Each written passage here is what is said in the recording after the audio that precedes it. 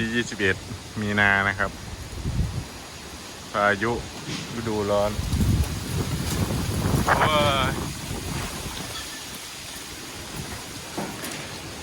ว้ายพายุฤดูร้อนโอ้ต้องนั่งนะครับเอาไป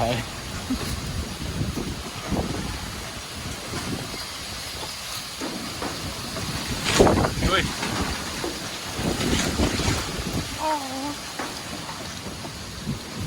โอ้ขี่ง่ายแห้ง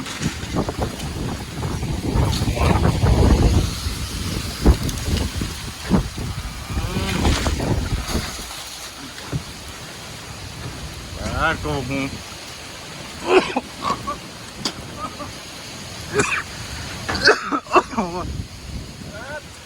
นั่งตะกะจี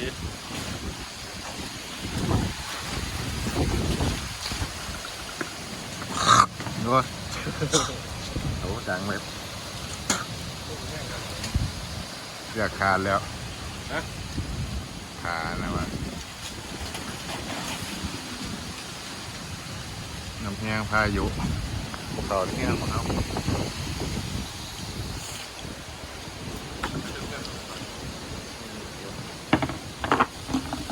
หลัง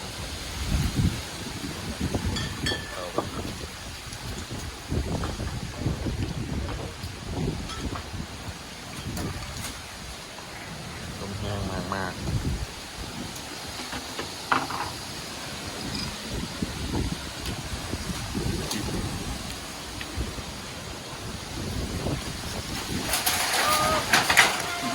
โอ้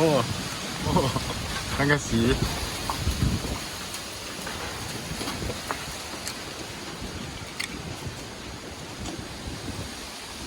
เอาที่นั่นก่อนครับ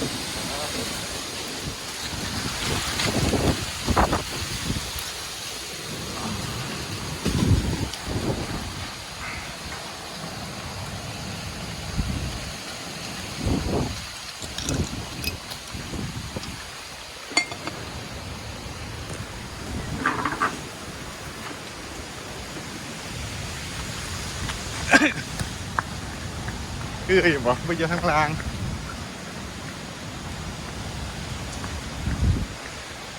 ไปอยู่ข้างล่างวะ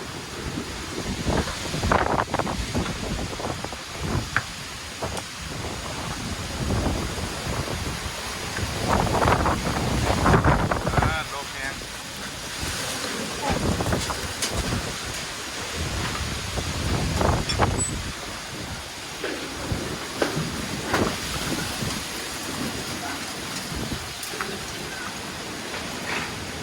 ไปอยู่ข้างล่างเ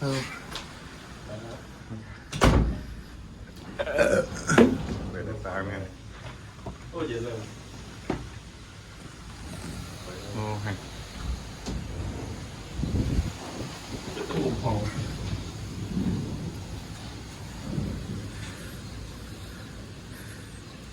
ขาดแล้วทุกวันนี้เราไปดูเลย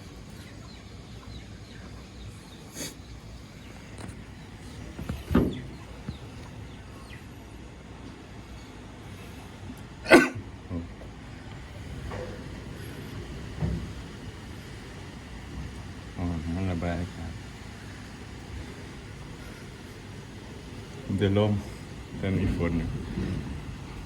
ผมจะล่มเหมือนกระยานเลยไม่ควรรู้ลงไป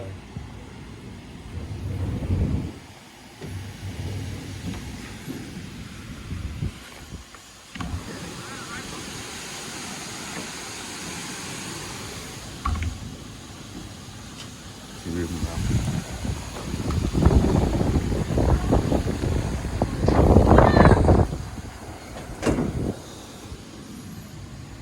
นี่จะขี่ดินขี่ง่าย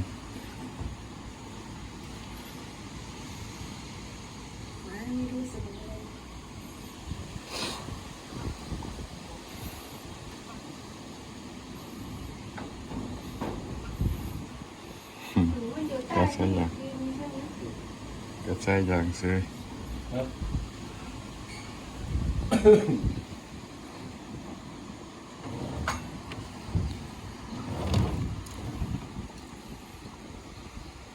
คือบ่เหมือนมากวะนี่จะลมอ่ะ เหมือนอยู่เทิงเห็นมั้ยขอบๆมั้ง ใหม่ๆคือสีมันคือกันวะ อะไรนะ ต้นจะได้รับน้ำหลายป่ะ ไม่เลย นี่ดิแค่บารมีช่วงมันไม่เขียวอ่อน นี่มันก่อนนี่นี่ ฮะ ตัวนี้มันเขียวก่อนนี่นี่อืม งาใหม่ขึ้นมา ตัวนี้มันออกใบก่อนนี่ตัวใหญ่นี่ สูตรเลยนั่นน่ะ ใส่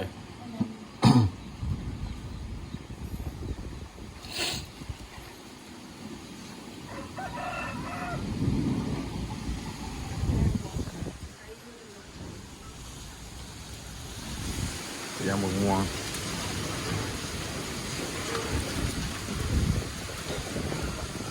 งาใหม่วนตัว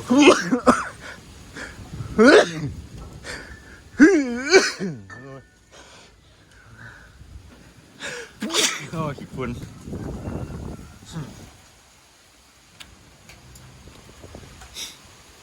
ไม่สีผิวซะเนาะ